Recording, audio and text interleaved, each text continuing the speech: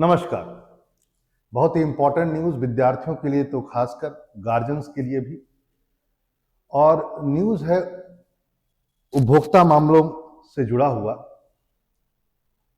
कि कुछ कोचिंग संस्थान पर जुर्माना लगाया गया है। जुर्माना इसलिए लगाया गया है कि वह मिसलीड करते हैं। किसको मिसलीड करेंगे? स्टूडेंट्स को। और ऐसा कहा गया है इसमें पूरा कि जो सिलेक्शन रेट है वो बहुत ज़्यादा दिखाया गया।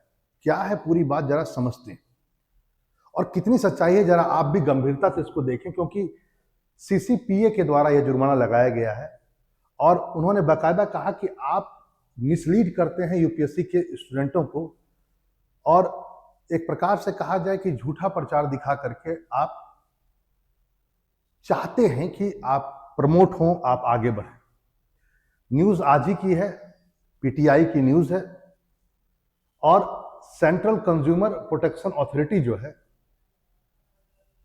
उसने बताया है कि पेनल्टी लगाया है, इंपोज किया है करीब करीब 15 लाख। ये पहली बार ऐसा हुआ है कि इतना भारी भरकम जुर्माना लगाया गया कोचिंग संस्थानों पर। इसमें 3 कोचिंग संस्थान है जिस पर जुर्माना लगाया गया है। 3 में से आप जानते ही हैं, बाजीराव एंड रेड्डी की बात हो रही है। मैं यहाँ पर बाजीराव रेड्डी की बात कर रहा हूँ। बाजीराव एक और भी है, जरा ध्यान रखेंगे, वो नहीं है, ये बाजीराव एंड रेड्डी है। स्टडी IQ, आप जान रहे हैं कि ये ऑनलाइन प्लेटफॉर्म पर आज के तारीख में बहुत जबरदस्त है। स्टडी IQ, इन सब पर 7 मतलब 7 लाख रुपीज ईच बोला गया, ईच यानी दोनों पर 7 लाख रुपए का जुर्माना लगाया गया है, और एज्ड IS पर 1 लाख रुपए का जुर्माना लगाया गया। ऐसा जुर्माना लगाया गया, और यह जुर्माना किस आधार पर मैं बता देता हूं। यह लगाया गया 2022 और 2023 के आधार पर लगाया गया कि इन पर जुर्माना लगाया गया, क्योंकि ये इन्होंने भ्रामक प्रचार दिया। प्रचार क्या है जरा देखते हैं। प्रचार यह है कि बाकायदा सीसीपीए ने पाया कि संस्थानों ने जानबूझ करके यह बात छिपाई कि अधिकांश सफल उम्मीदवार केवल साक्षात्कार मार्गदर्शन कार्यक्रम में नामांकन था। मतलब कि इन्होंने यह बताया कि हमारे यहां से इतने लोग पास हुए हैं। जब आप ये बोलते हैं कि मेरे यहां से इतने लोग पास हुए हैं, तो जो विद्यार्थी होता है वो मिसगाइड हो जाता है। उसे लगता है वो वहां पर पढ़ा होगा, सब कुछ किया होगा और वहां से सिलेक्शन है। ये संस्था बोलती है, यह सीसीपीए बोलता है कि आपने ये बात छुपाई कि केवल आपके यहां तो केवल इंटरव्यू लेने के लिए वो गए थे और तो कुछ नहीं गए थे। और बाकायदा बहुत सारे इंटरव्यू तो फ्री होते हैं, आपको पता ही है। और इस आधार पर आप कहा जाए तो ये एक भ्रामक धारणा बनी लोगों में कि आपके यहां ही लोग पढ़े। ये गलत बात, यानी आपने छुपाया। इन्होंने बोला कि बाजीराव एंड रेड्डी इंस्टीट्यूट ने 2022 में करीब करीब परीक्षा में 933 में से 617 का चयन दिखा दिया। बहुत बड़ी बात। और स्टडी IQ ने 2023 में 120 का चयन का विज्ञापन छापा। जांच से पता चला, बाकायदा कहा गया कि सफल उम्मीदवारों में से अधिकांश केवल उनके साक्षात्कार कार्यक्रम में शामिल हुए थे। तो दिखाना वही चाहिए था, बोलना यही चाहिए था। शायद इनका कहना था कि आप बाकायदा ये शो करते केवल ये साक्षात्कार किए हैं, लेकिन जिस हिसाब से आपने बोला कि हमारे यहां से इतना चयन हुआ है, ये कहीं ना कहीं भ्रामकता पैदा करता था। आगे जो न्यूज में आया वो यह आया है कि स्टडी IQ ने बाकायदा इसी विज्ञापन के आधार पर या इसी लिस्ट के आधार पर सफलता पक्का ऑफर, चयन पक्का ऑफर जैसे प्रचार को प्रमाणित करने के लिए उन्होंने इस सब चीजों का रिजल्ट का प्रयोग किया। जब उन्होंने बोला कि जब संस्था ने ये, जिसने उपभोक्ता मामले ने जब बोला कि आप प्रमाण दीजिए कि आपके यहां पढ़े थे ये, तो आप नामांकन फॉर्म बताइए, फीस की रसीद प्रमाण कीजिए। ये सब में यह विफल रहा। न ये उम्मीदवारों का नामांकन फॉर्म बता पाया, न फीस की रसीद दिखा पाया।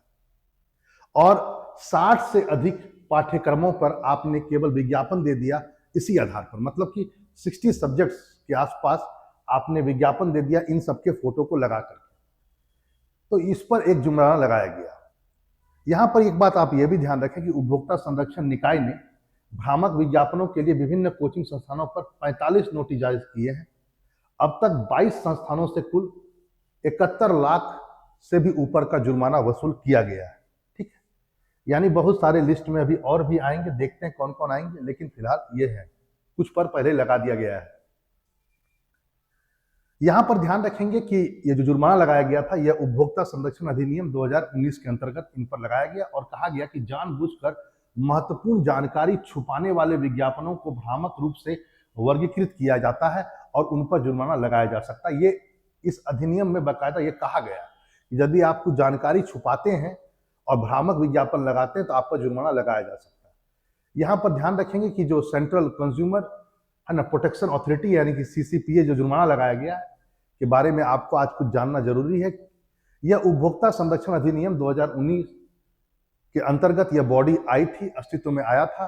20 जुलाई 2020 को यह लागू हुआ, यह बॉडी आया। वाजिब बात है कि यह जो अधिनियम आया था यह पुराने उपभोक्ता संरक्षण अधिनियम 1986 का इसने स्थान लिया जो 2019 वाला आया था और इसी को लागू जब किया गया तो यह बॉडी बनाई गई। ठीक है, अब इस अधिनियम के द्वारा जो ये बॉडी बनी CCPA, इसका कुछ उद्देश्य है। जैसे उद्देश्य क्या है?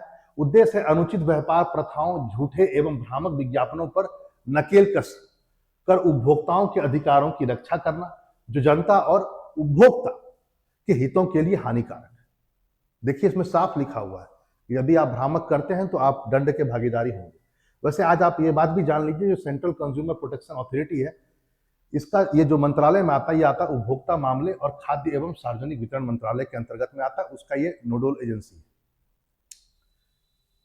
इसको क्या क्या अधिकार प्राप्त है इस अथॉरिटी को? इस अधिनियम के तहत उपभोक्ताओं के अधिकारों की रक्षा करना, उन्हें बढ़ावा देना, लागू करना, उपभोक्ताओं के अधिकारों से उल्लंघन को रोकना, अनुचित व्यापार प्रथाओं को रोकना, सुनिश्चित करना कि कोई व्यक्ति अनुचित व्यापार प्रथाओं में शामिल न हो, यह सुनिश्चित करना कि किसी भी वस्तु या सेवा का कोई झूठा या भ्रामक विज्ञापन न किया जाए। यहाँ पर सेवा आप समझ रहे हैं, कोचिंग संस्थान इसी में आता है, इसका भ्रामक विज्ञापन न दिया जाए इस आधार पर। तो ये सब इसमें बताए गए हैं। यहाँ पर यह भी कहा गया कि यह सुनिश्चित करें, ये इसका यह भी काम है, यह सुनिश्चित करें कि कोई भी व्यक्ति किसी ऐसे विज्ञापन के प्रकाशन में भाग न ले जो झूठा या भ्रामक। इस बात को भी आप जानें। इस बॉडी में याद रखेंगे एक प्रमुख आयुक्त होता है तथा कुछ सदस्य भी होते हैं। ठीक है, इस बात को भी आप जानें। इसको क्या क्या शक्तियां प्राप्त हैं इसको भी देखें। इसको शक्तियां जो प्राप्त है ये अनुचित व्यापार प्रथाओं से उत्पन्न उपभोक्ता के हानि को रोकने के लिए आवश्यकता पड़ने पर क्या करेगा? ये हस्तक्षेप करेगा। सामूहिक कार्रवाई प्रारंभ कर सकता है, इसको भी आप ध्यान रखें। उत्पादों को वापसी मंगवाना, यदि आपने कोई उत्पाद बेच दिया वो खराब है तो वापसी मंगवाएगा। धन वापस कीजिए, जो आपने धन ले लिया है, यदि कोई मान लेते हैं कोई व्यापारी ने कुछ बेचा हो वो गलत है तो उसको धन वापसी कराया जाएगा, जिस उपभोक्ता ने लिया है ये किया जाएगा। इस बात को भी आप जान लें। यहां पर एक बात जान लें, जब यह जांच करता है तो यह स्वतः संज्ञान भी ले सकता है, यानी कि ऐसा नहीं कि इसके पास आप जाएंगे तभी यह कुछ करेगा। यह स्वतः संज्ञान का मतलब होता है कि खुद इनिशिएटिव लेकर के भी यह आगे बढ़ सकता है। कुल मिलाकर के आपने इस बात को समझा। आप इस बात को भी जाने कि यह जब कार्रवाई करता है तो केवल वापस वस्तुओं को नहीं मंगा सकता है न पैसा, साथ ही साथ यह भी हो सकता है कि यह लाइसेंस भी रद्द कर सकता है और आप पर मुकदमा करके आप पर भारी जुर्माना भी लगा सकता है, जैसा कि अभी आपको सुनने में आया। तो आपने इस बात को देखा कि कैसे कोचिंग संस्थान पर नकेल कसी जा रही है जो भ्रामक रूप से प्रचार करते हैं और आप भी उसमें ट्रैप हो जाते हैं। चलिए फिर मिलते हैं एक नए टॉपिक के साथ। इस महत्वपूर्ण जानकारी को यहीं पर अंत किया जाए। नमस्कार।